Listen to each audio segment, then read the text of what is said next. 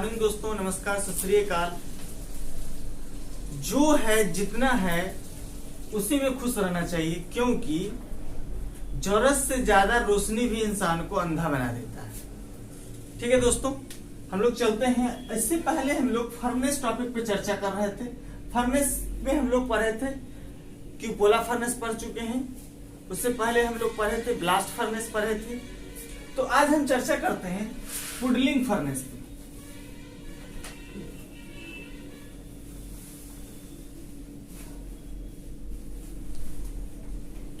Puddling furnace क्या होता है? पुडलिंग फर्नेस एक ऐसा फर्नेस है जिसमें हम क्या करते हैं, पिग आयरन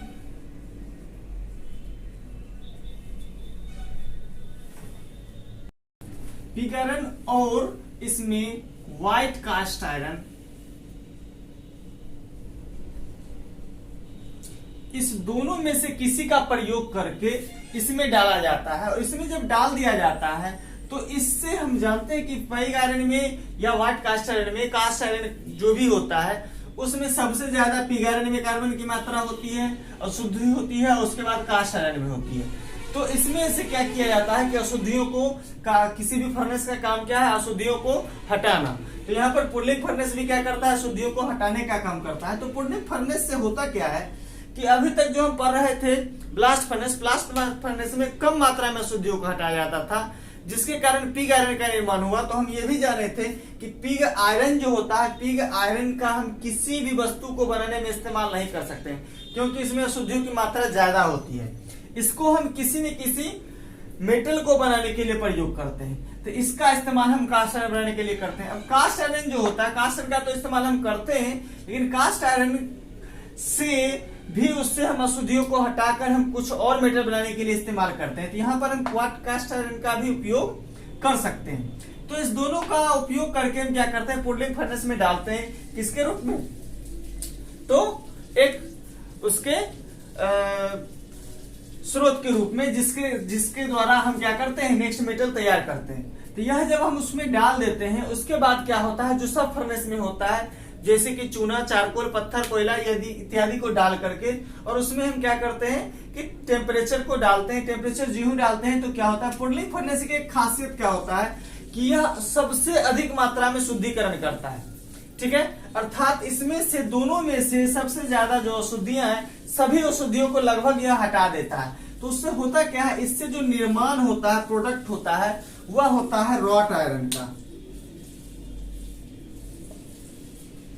रॉट आयरन का निर्माण होता है। रॉट आयरन क्या होता है? रॉट आयरन को हम पिटवा लोहा कहते हैं। पिटवा लोहा क्यों कहते हैं दोस्तों? क्योंकि पिटवा का मतलब जो पिटने योग्य हो, नहीं, अर्थात जिस लोहा में बार बार चोट पड़ने पर भी उसमें कोई क्या हो, टूटे नहीं, उसमें बदलाव न हो, सिर्फ आकृति बदले, उसका स्ट्रक्चर नहीं बदले, तो वैसे मेटल को हम पिटवा लोहा कहते हैं, अर्थात रॉट आयरन कहते हैं। इसलिए इसका नाम ही पड़ गया क्या, पिटवा लोहा। अर्थात उसको पीट कर उसको हम कोई और आकृति बना सकते हैं, तभी तो वह पिटवा लोहा होगा।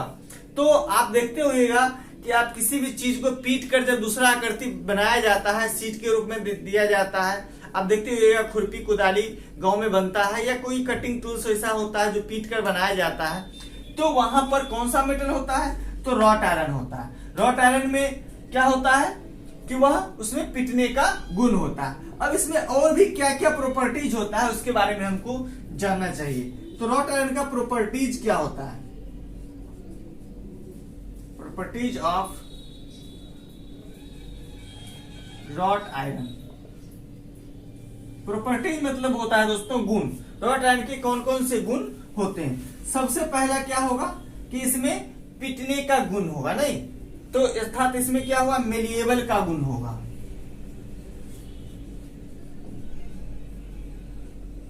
मेलिएबल मतलब होता है दोस्तों आघात वर्धनीयता, जिस पर चोट बार बार खाने की क्षमता हो, और चोट करने से वह आकृति बदल लेता है लेकिन वह टूटता नहीं है, उसी को हम कहते हैं क्या, मेलिएबल बोलते हैं। दोस्तों अगर मेलिएबल जो भी पदार्थ होगा तो वह डक्टाइल जरूर होगा।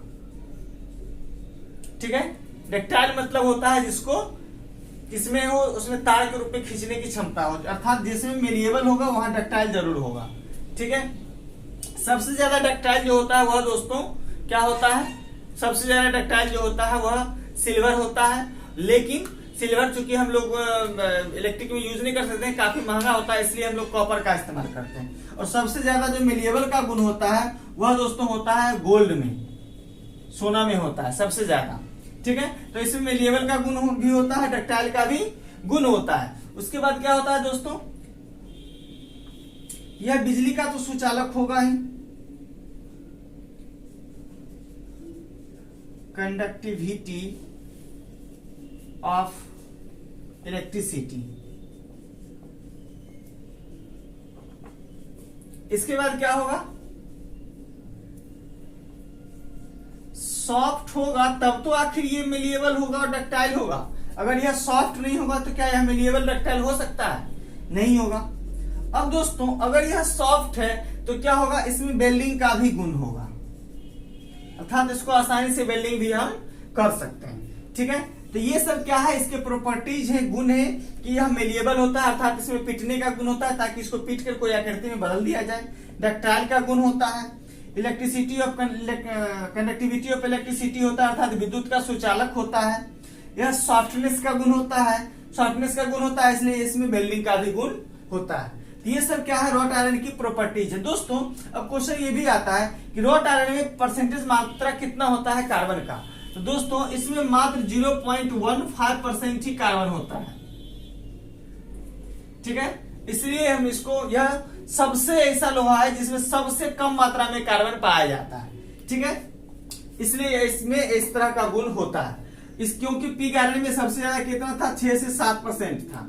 ठीक है, व्हाइट कास्ट आयरन में क्या था, 3 से 4% था। अब यहाँ पर क्या है, इसमें मात्र 0.15% है।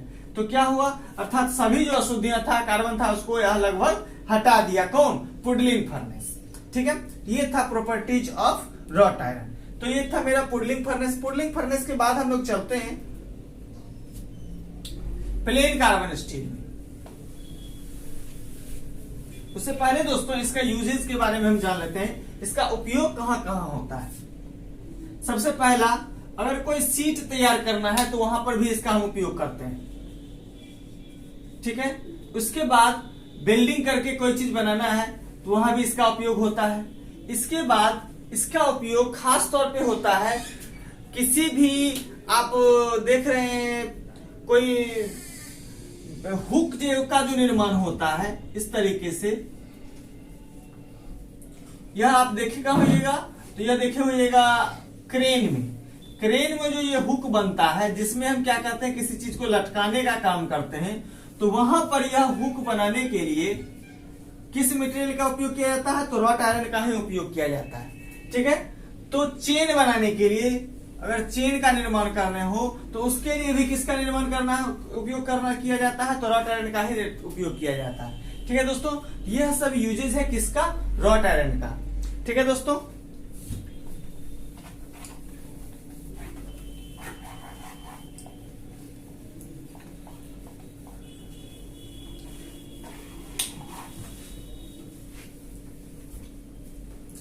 नेक्स्ट हम लोग चलते हैं प्लेन कार्बन स्टील।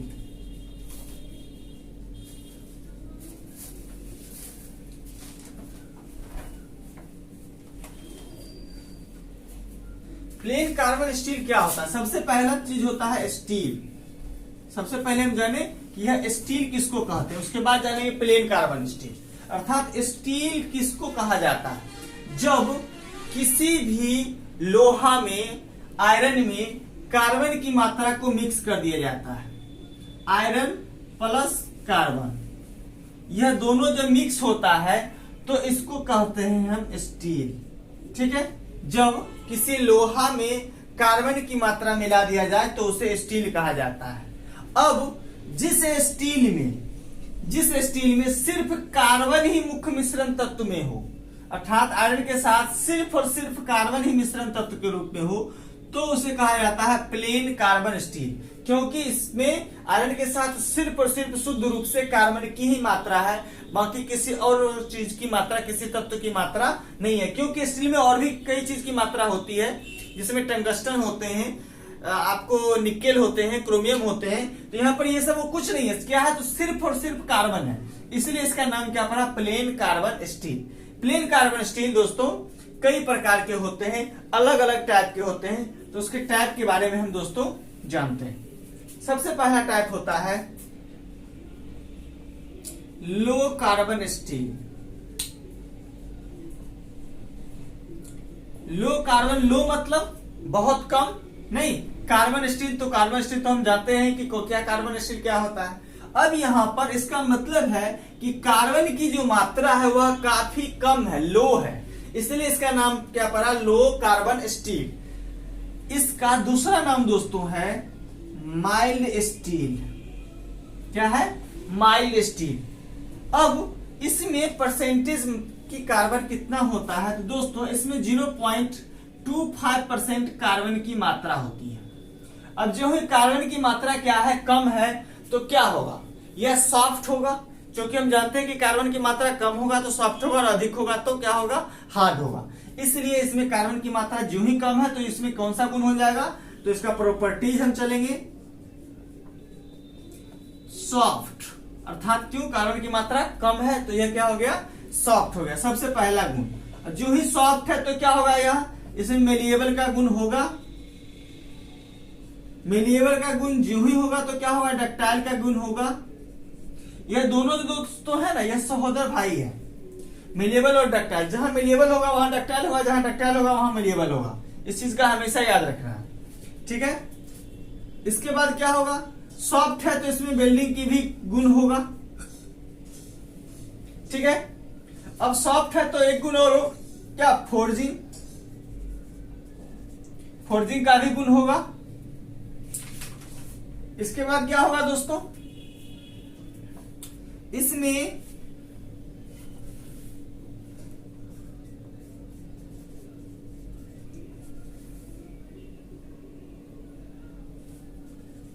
मशीनिंग भी आसानी से किया जा सकता है, अर्थात इस मेटल पे मशीनिंग कोई भी ऑपरेशन करना हो तो आसानी से किया जा सकता है।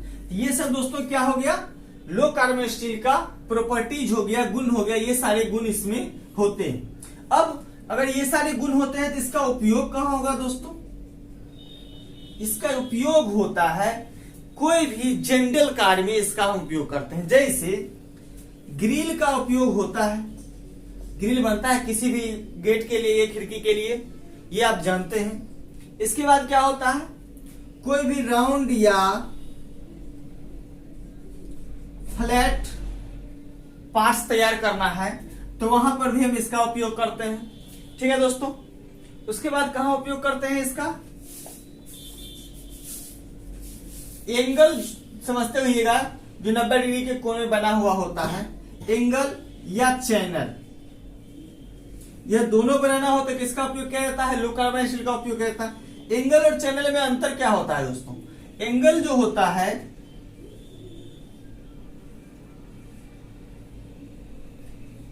वह इस तरीके से होता है,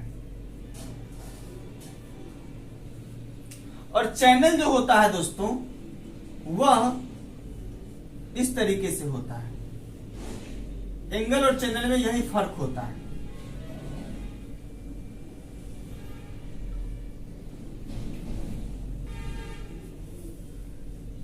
इसे हम एंगल कहेंगे और इसे हम चैनल कहेंगे, इस दोनों का हमको याद रखना है, ठीक है। तो इस चीज की, इस वस्तु का निर्माण करना हो, उस पर कहीं पर वैसा पार्ट्स बनाना हो, ग्रिल हो, खिड़की, और साधारण जो भी कार्य होते हैं उसके लिए हम लो कार्बन स्टील का ही उपयोग करते हैं, क्योंकि इसमें कार्बन की मात्रा कम होती है, इसे हम आसानी से वेल्डिंग कर सकते हैं, ठीक है। तो यह हो गया मेरा पहला लो कार्बन स्टील। दूसरा चलते हैं दोस्तों, दूसरा होता है medium carbon steel. Medium carbon steel अर्थात इससे ज्यादा मात्रा में इसमें कार्बन की मात्रा होगा, तो कितना होगा, तो इसमें 0.25% से लेकर के 0.7% तक कार्बन की मात्रा होती है, ठीक है। अब जो ही इसमें कार्बन की मात्रा क्या हो रहा है, ग्रोथ कर रहा है, कार्बन की मात्रा में ग्रोथ हो रहा है। कार्बन की मात्रा जो ही बढ़ेगा तो क्या होगा, उसमें हार्डनेस का गुण बढ़ेगा, अर्थात यह क्या होगा कि माइल्ड स्टील की अपेक्षा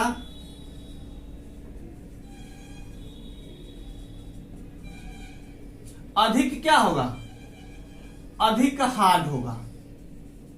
माइल्ड स्टील की अपेक्षा हार्ड यह भी नहीं होगा, लेकिन माइल्ड स्टील की अपेक्षा ज्यादा हार्ड होगा।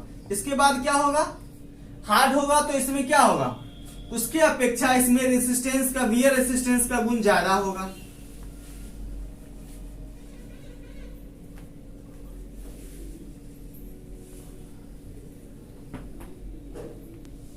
ये गुण इसमें इंक्रीज कर जाएगा, किसके अपेक्षा, माइल्ड स्टील के अपेक्षा।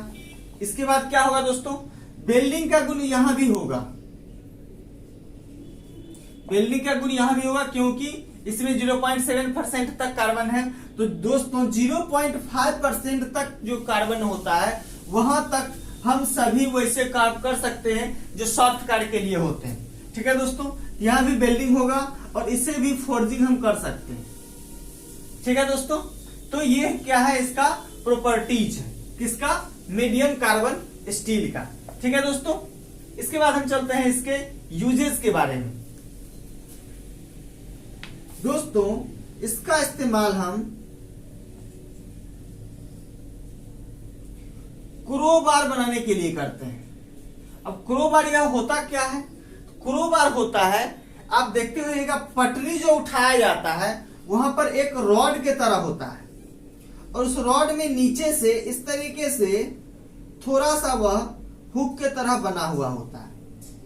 यह सीधा होता है, सिर्फ एक आगे से थोड़ा सा इस तरीके से बना होता है। इसका काम होता है फंसाकर उठाने के लिए।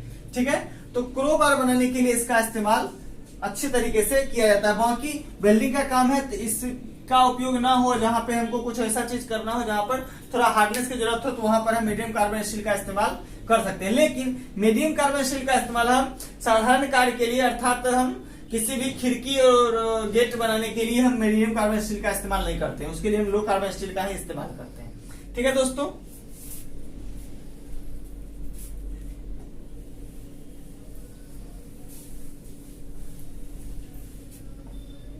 तीसरा हम लोग चलेंगे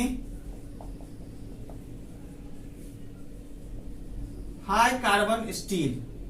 हाई कार्बन स्टील क्या होगा, जो ही इसमें हाई होगा कार्बन, कार्बन की मात्रा क्या होगा, हाई हो जाएगा। तो कितना होगा, हाई होगा तो यह 0.7% से लेकर 1.5% तक कार्बन की मात्रा हो जाएगा। जो ही 1%, 5% कार्बन हो गया तो क्या हो गया, बहुत ज्यादा कार्बन की मात्रा होगा, इसलिए इसका क्या नाम हो गया, हाई कार्बन स्टील। अब जो ही हाई कार्बन होगा तो क्या होगा, इसमें हार्डनेस का गुण आ जाएगा। सबसे पहला प्रॉपर्टी जो हो जाएगा वह हो जाएगा क्या, हार्डनेस। जो ही हार्डनेस होगा तो क्या होगा, इसमें मिलिएबल का गुण नहीं होगा, नॉट मिलिएबल।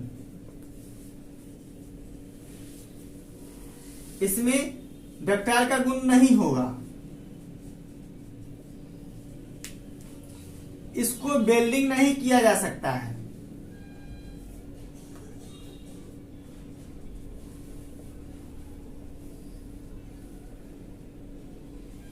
इसके बाद क्या होगा दोस्तों, कि जहां पर भी हार्ड काम होगा, किसी भी हाई रेजिस्टेंस के लिए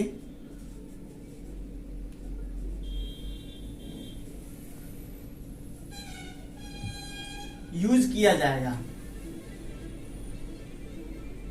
अर्थात इससे जो मेटल तैयार होगा उसके सरफेस और उस मेटल क्या होगा, उसमें हार्डनेस का गुण होगा, और हार्डनेस का गुण होगा तो क्या होगा, उस पर कोई चीज अगर खरोचा जाएगा, उसको काटा जाएगा तो उसका वो क्या करेगा, प्रतिरोध करेगा। रेजिस्टेंस का मतलब होता है प्रतिरोध करना। ठीक है, तो उसमें क्या होगा, प्रतिरोध करने का गुण बढ़ जाएगा। क्यों, क्योंकि वह खुद हार्ड है।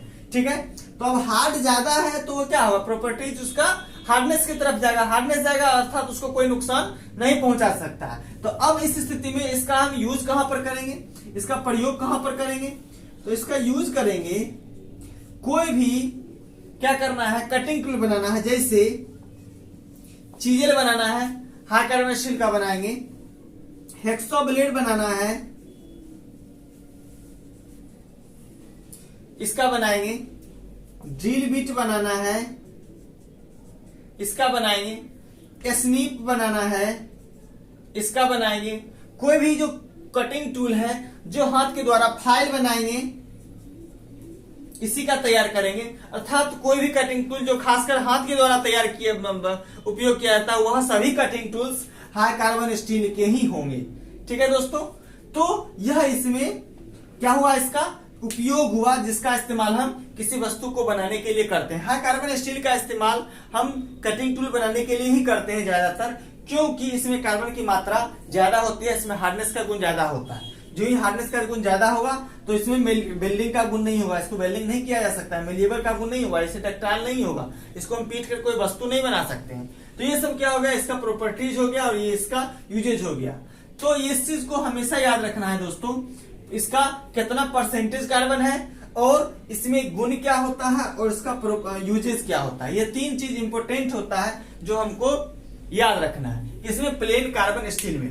अब कोई भी स्टील का अगर चर्चा होता है तो किसी भी स्टील को बनाने के लिए इसी प्लेन कार्बन स्टील का इस्तेमाल किया जाता है। जब तक इसका इस्तेमाल नहीं करेंगे तब तक हम कोई और चीज नहीं बना सकते हैं, क्योंकि कोई भी जो अन्य स्टील बनेगा उसमें का आयरन और कार्बन दोनों रहेगा ही, उसके साथ उसमें इंक्रीज होगा, चाहे वो टंगस्टन इंक्रीज हो, चाहे निकेल इंक्रीज हो, चाहे क्रोमियम इंक्रीज हो, चाहे कोई भी अन्य तत्व अगर उसमें इंक्रीज करते हैं, लेकिन उसमें आयरन और कार्बन यह दो चीज जरूर रहता है। ठीक है, इस बात का हमको हमेशा याद रखना है।